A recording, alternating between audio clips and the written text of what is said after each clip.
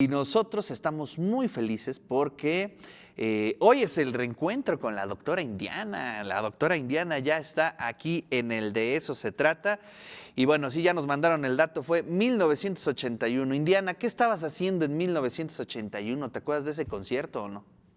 1981. No, viví en Nicaragua. Vivías en Nicaragua, no te tocó el Sí, concierto aquí en no, Puebla de Queen, que por ahí no. dicen las malas lenguas que estuvo tremendo, gran concierto, pero bueno. Tú no habías Indiana, nacido. bienvenida de nuevo aquí al De Eso Se Trata. Gracias, Ricardo. Me da muchísimo gusto volver a estar acá. Pues cuéntanos, ¿qué tema nos traes el día de hoy? Hoy traigo un tema que es pues muy interesante porque fíjate que en general hablamos de los sentidos, todos sabemos, nos los enseñan desde la primaria. Y bueno, los sentidos son importantes porque nos permiten conocer mejor el mundo, dimensionarlo y los mecanismos biológicos y sensoriales que hacen que los sentidos funcionen, pues lo cierto es que no han sido del todo estudiados.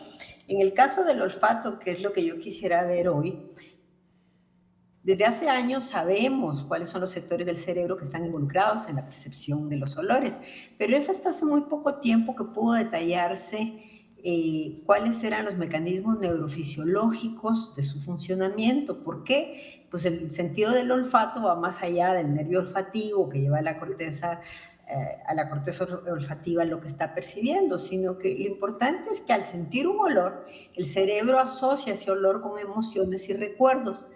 Y lo que yo quiero resaltar el día de hoy es cómo ese olor juega un papel importante en la atracción humana. Sabemos ya desde hace tiempo que cada persona tiene un olor único que se desprende de su piel, sobre el que no actúa ni la limpieza ni el perfume, y que sí influye ese olor sobremanera en el vínculo que tiene con los demás. Según el antropólogo David Le Breton, esto es como una huella digital, es decir, nos hace únicos, pero también nos revela, de acuerdo con el sociólogo George Simet, nuestra propia intimidad, o sea, expone nuestra intimidad. Entonces, aunque no seamos conscientes, el amor, pues no es solo el amor a primera vista, sino tendríamos que decir que es el amor al primer olfato, ¿no? Qué Eh, maravilla, ¿eh? porque la composición química de una persona y su olor está determinado básicamente genéticamente, pero también mentalmente. Y sabemos, por supuesto, que la atracción física no es solo por el olor, es el resultado de una intrincada interacción entre biología, entre química, entre la experiencia personal y demás. Pero es muy importante y se han hecho una serie de investigaciones en torno a esto, sobre todo porque está establecido que debido a las diferencias de la estructura cerebral, este olfato está más desarrollado en las mujeres y hace que tengan más recuerdos olfativos.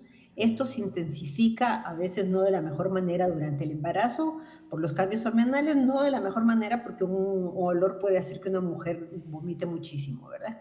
Entonces, hay dos investigaciones que quisiera compartir que fundamentan todo esto que estoy diciendo. La primera fue utilizando un nose, o sea, una nariz electrónica, y tres investigadores israelitas. Voy a hacer un paréntesis, hay que señalar que uno de ellos es de los pocos que se ha manifestado contra las atrocidades contra los palestinos. Uno de estos investigadores analizaron las muestras del olor corporal de parejas de amigos no románticos del mismo sexo con quienes habían desarrollado una amistad inmediata, de forma muy rápida. Estas personas con las que desarrollaron la amistad rápida tenían similitudes significativas en términos de su olor. Entonces, la conclusión fue que la similitud en el olor corporal está relacionado con un mecanismo involucrado en la formación de amistades. Es decir, tiene un efecto diádico, o sea, ejerce influencia en la comunicación, en la interacción interpersonal entre dos individuos.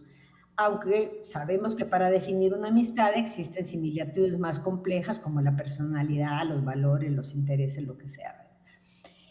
Otro estudio recién publicado apareció el pasado 28 de julio en eScience. Es muy interesante porque reclutaron a 21 mujeres para que donaran su olor.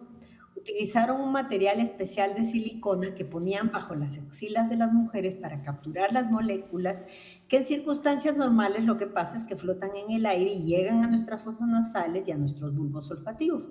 En este caso, tomaron las muestras durante 4 fases del ciclo menstrual femenino para investigar si el olor varía con los cambios en los niveles hormonales y de qué forma cambiaba.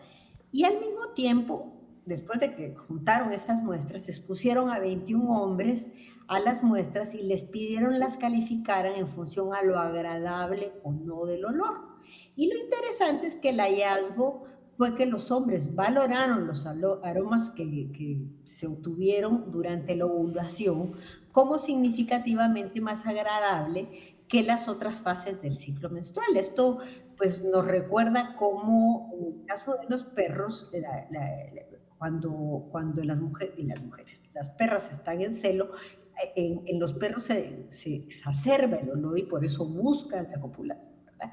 Entonces, aquí lo interesante es que estos investigadores sometieron los parches de silicona que habían tomado a un espectrómetro de masa y encontraron los distintos conceptos, los distintos compuestos volátiles que estaban presentes en estas siliconas y identificaron los compuestos que están presentes durante la ovulación en relación a los otros momentos del ciclo menstrual.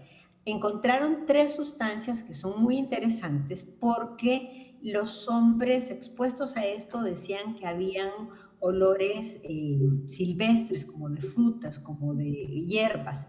Y uno de estas sustancias, la acetona, es un compuesto que está en los tomates, en la menta, en la citronela, en el maracuyá. Y la otra sustancia, que es el ácido tetradenoico, es una sustancia que está presente en la leche materna, en el líquido amniótico y en la saliva, además de la piel. Entonces, un hecho que es interesante, por ejemplo, es que los bebés humanos comienzan el reflejo de succión cuando se exponen a este olor. Entonces, lo que hicieron los científicos acto seguido fue hacer con estos 3 compuestos una nueva versión, mezclaron a los 3, yo creo que es el perfume con mayor base científica que se haya hecho, y llevaron a los hombres a una sala, les entregaron auriculares con micrófono y sin que ellos supieran, cubrieron el micrófono con olor, o sea, impregnaron estos micrófonos y les pidieron que respondieran algunas preguntas sobre el estado de ánimo. Había unas diapositivas que no sé si es posible pasarlas sobre esto. Los hombres no sabían qué era lo que estaban oliendo, ¿no? Ni siquiera eran conscientes de que se suponía debían oler algo. Y cuando fueron expuestos a este cóctel de la ovulación, reportaron tener menos sentimientos de hostilidad, mayor vivacidad, mejor concentración y menos aburrimiento. Entonces esto pues es realmente interesante. Luego les pidieron a los hombres que calificaran los rostros de varias mujeres. Se les mostraba un rostro y les pedían que calificaran en función a si la persona era guapa, elegante, intelectual, alguien con quien les gustaría pasar tiempo y a quienes les gustaría seguir mirando. Y encontraron que los rostros que tenían menos puntuación en función al atractivo visual tuvieron mejores resultados cuando los hombres que las evaluaban habían sido expuestas a este cóctel de ovulación. ¿Qué te parece, Ricardo? Realmente muy interesante. No, pues de inmediato se me viene a la mente esta novela, obviamente la del perfume, ¿no? El perfume de Susskind. Que se me hace una genialidad, pero también hay otra novela que me gusta mucho que se llama Olfato, precisamente, Olfato. de un par de chicos, digamos, vampiros, ¿no? Que se supone que los vampiros, o una clase de vampiros, tiene muy desarrollado el olfato.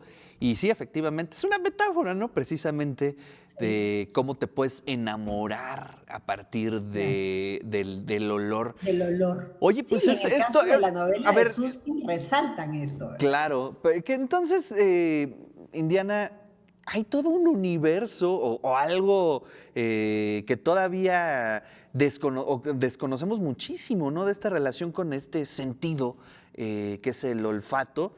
Por ahí Sí. también, por ejemplo, en los perros, ¿no?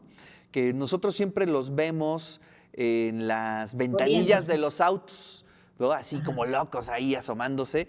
Y cualquiera podría pensar que se trata de que les gusta el aire. Pues no, lo que están haciendo es la cacería de olores, ¿no? Que eso es lo Sí. que andan buscando siempre. Y es muy, muy, muy interesante, ¿no? Cómo puede ser una guía distinta en nuestra vida cotidiana, ¿no? Sí, porque además todos los mamíferos se huelen entre sí, las parejas se huelen. Entonces nosotros realmente no tenemos por qué tener una situación que sea distinta a esto. Distinto es que lo hayamos estudiado, porque sabemos, por ejemplo, cómo el corazón se acelera, se sienten mariposas en el estómago, falta de apetito y demás, cuando se supone ahí síntomas característicos de enamoramiento, pero otra cosa que sucede además en ese momento es que aumenta el sudor. Claro. Y ese es un sudor que está siendo recibido, percibido por el enamorado, por la enamorada, y han hecho muchísimos estudios en relación a esto porque ha habido como rechazo de decir de que funcionamos con ferormonas, que son sustancias químicas que ya ha sido identificada en los animales para comunicarse y determinar respuestas. Bueno, pueden no llamarse feromonas, pero finalmente tienen exactamente la misma función.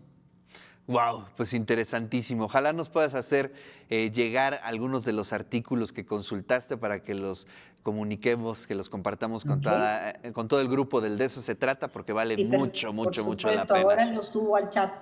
Muy bien, pues gracias, Indiana. Qué bueno que regresaste al programa, te extrañábamos muchísimo y te Gracias, mandamos Ricardo. un gran, gran abrazo y nos vemos el Un siguiente viernes. abrazote.